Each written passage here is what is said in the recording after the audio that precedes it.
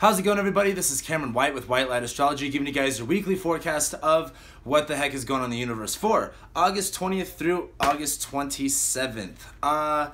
This is a big week. A lot of stuff is moving forward, but not until the end of the week. So, again, let's just kind of work ourselves one day at a time. Today, recording this on a beautiful Monday.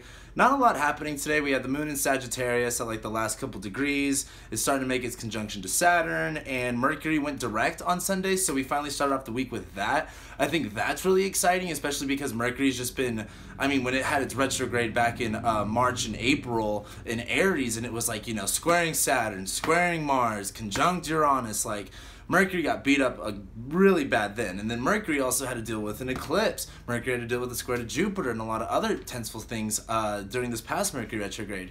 And so now that Mercury is direct and we get to start off this week with that, I think that is really replenishing. However, Mercury still has another square to Jupiter to go, and it's still in its shadow phase. Mars is still retrograde until the end of the week, which we'll talk about that.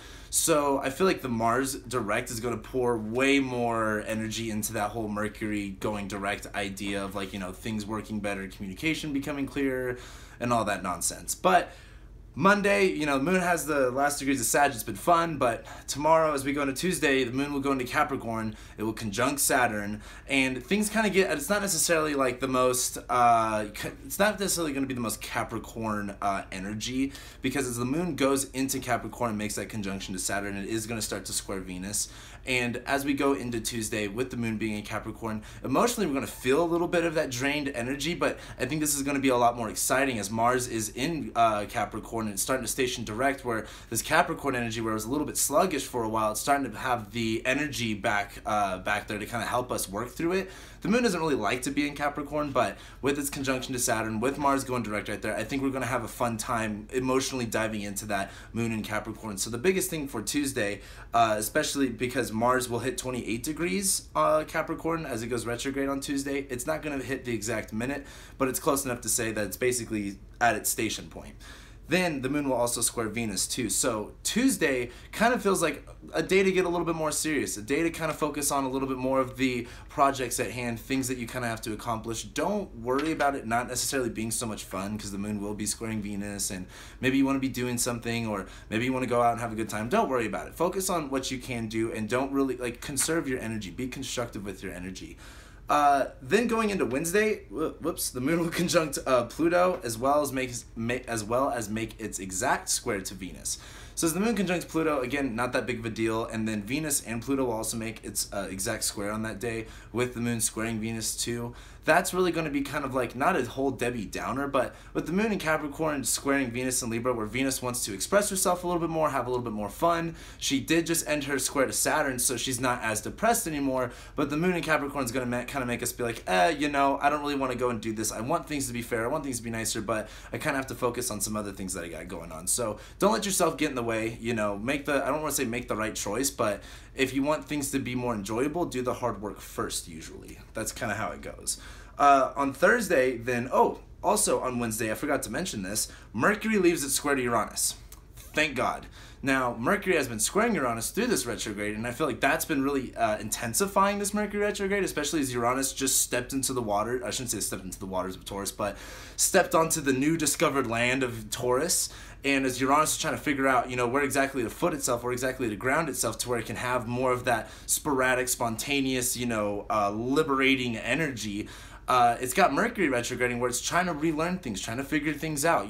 As Mercury retrograde in Leo, we learned a lot about ourselves, our wants, not necessarily like our passions and desires, but like Mercury in Leo had us really rethink what our hearts were feeling and what exactly was worth saying and what was not worth saying. And as Mercury leaves that square to Uranus, it's not going to feel so tense, and we can finally not feel so erratic with that energy, and things can start to go at a little bit more of a smoother pace.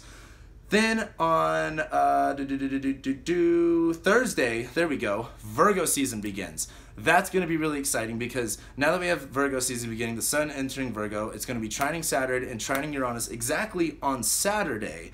But the energy still comes pretty present as the sun goes into Virgo, Mercury's direct, we're starting to want to get things done, we're starting to want to organize, be efficient. I don't want to say stock up for winter, but stock up for winter in that sense of kind of getting things, ready for as we move on to different times, move on to different energy, things aren't retrograde anymore. We're actually moving on from something. Isn't that crazy?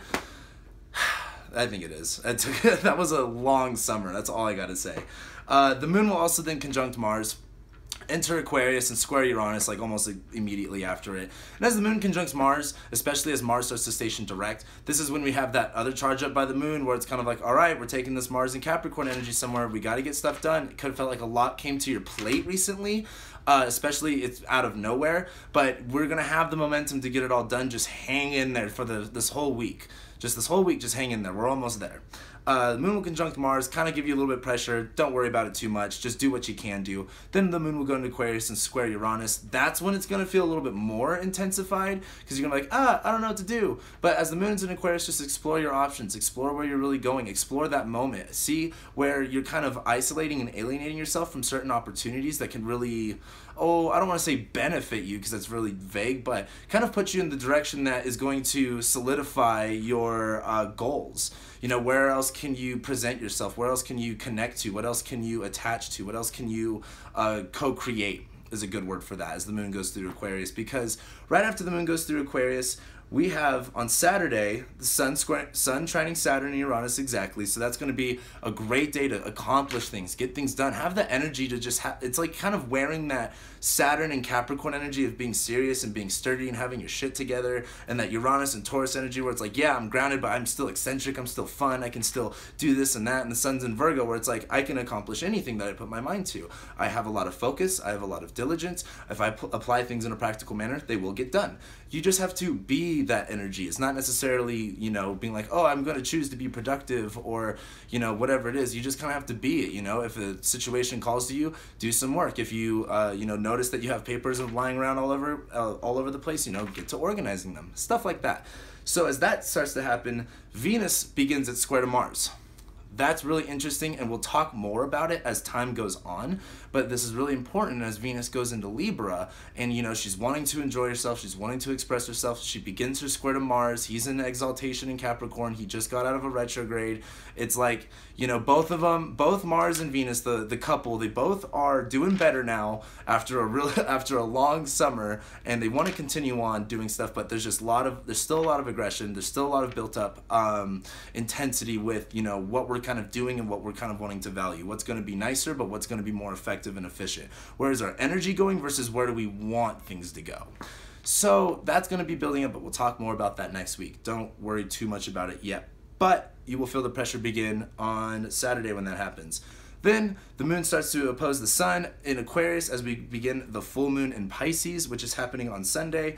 This is going to be awesome. If you listen to the astrology podcast, Chris Brennan's astrology podcast, if you don't, you need to listen to it. But I was just listening to it about August, and Austin Coppock was on there, and he was just talking about how this is like the first lunation cycle that we've had for like 2 or 3 months that wasn't just absolutely insane. Like it was an eclipse. Like we had that full moon in Cancer, then we had the whole eclipse season and the Mars retrograde and all of that stuff. So this full moon in Pisces is really nice. We do get to experience a lot of the more happier sides of a full moon rather than the intensity of what we've experienced over the summer. So this is going to be really enjoyable. The full moon will happen. Mars stations direct. Not necessarily direct. I totally lied. Mars stations.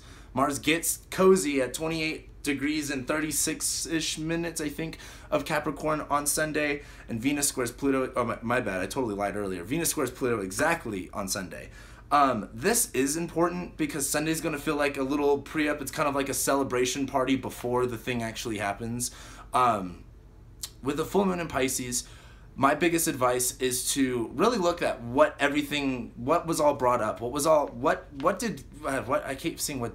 What came to you over this past summer? What has been experienced, especially if you want to look at the Jupiter cycle since October? What has really came to you? What truth has been divulged? How have you really been truthful to not necessarily your actions, but more integral with your actions, with your own personal truth? And so as this full moon begins, you know, reflect, have some fun, go out and party. It's a Sunday night. Screw Monday morning work, you know, just call off. Who cares? And so then on Monday, this is the grand finale. We have the moon conjuncting Neptune. We have Mars going direct, and Mercury squares Jupiter for its third and final time. So by this time next week, after the full moon in Pisces, we have Mars going direct. It's literally going to be like a whole new world. Like the Aladdin song, like whole new world. Like we're going to be able to go forward.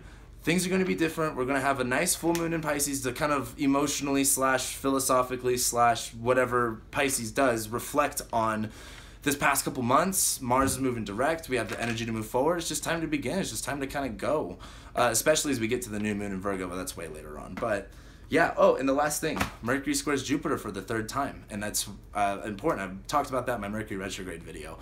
But as Mercury's been through Leo, retrograding, it's been squaring Jupiter, and Mercury and Jupiter are kind of good friends. You know, you have the messenger and you have the king who's kind of sending down the message. And so when you have Mercury squaring Jupiter back and forth over this retrograde series, we have this 3rd final time where Mercury and Leo is kind of ready to face the challenge of Jupiter and Scorpio. It's kind of like, you know, I'm ready to have this passion. I have this voice. I've learned how to dissolve the ego part of it and start coming from my authentic heart's, you know, desires. Like, what is your heart really wanting to scream out? And this is Mercury's opportunity to really say that out loud in front of Jupiter in order to kind of demand what Mercury kind of wants. Jupiter and Scorpio, now that we have Mars direct too, it's kind of like, you know, could be playing some pretty fair game here.